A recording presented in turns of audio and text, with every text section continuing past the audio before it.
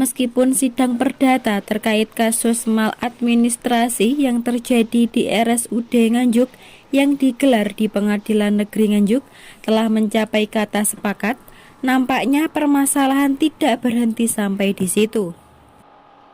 Permasalahan baru muncul karena salah satu wakil Direktur RSUD Nganjuk meminta kepada Zabanuddin, Kepala Dinas Kependudukan dan Pencatatan Sipil, untuk merubah status bayi yang telah dicetak akte kelahiran dan kartu keluarganya. Zabanuddin, Kepala Dispenduk Capil, mengatakan tugas dari Dispenduk Capil adalah mencatat, merekam, mencetak data kependudukan untuk merubah status diri seseorang. Maka orang tua yang bersangkutan yang berhak melaporkan perubahan. Karena Capil tidak memiliki kapasitas judek fakti merubah data kependudukan. Catatan sipil tidak punya kewenangan untuk melakukan judisfaksi, dalam arti mengecek antara kebenaran data dengan kenyataan di lapangan. Pak, apakah akte kelahiran itu sudah diperbarui? Sampai hari ini belum.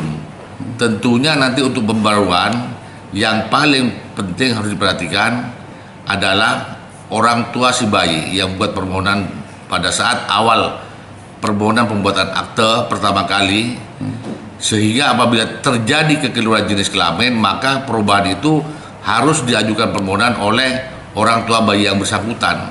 Tidak bisa dari pihak lain, termasuk pihak rumah sakit, untuk mengajukan itu tanpa sepengetahuan. Nah, karena ini persoalannya sudah masuk ranah hukum ya, itu nanti saya akan menunggu nanti hasil dari mediasi atau nanti dia lanjut ke pengadilan sampai ada putusan pengadilan yang sifatnya menetapkan ibu hadir ke sini. Tapi setelah itu saya jelaskan bahwasanya perubahan itu tidak serta-merta dibuat oleh rumah sakit, tapi harus dimohonkan oleh orang tua si bayi yang bersangkutan. Sebab itu sudah tercatat dan permohonan awal ya orang tua. Maka apabila ada perubahan baik terkait dengan status jenis kelamin maupun elemen-elemen yang lain, maka yang harus mengajukan perubahan tersebut untuk dibenarkan adalah orang tua yang bersangkutan atau orang yang mendapat kuasa dari orang tua bayi yang bersangkutan. Sementara Prayogo Laksono, kuasa hukum Ferry, mengatakan pihaknya tidak tahu menau terkait upaya Wadir yang akan melakukan perubahan data ke Dispenduk Capil.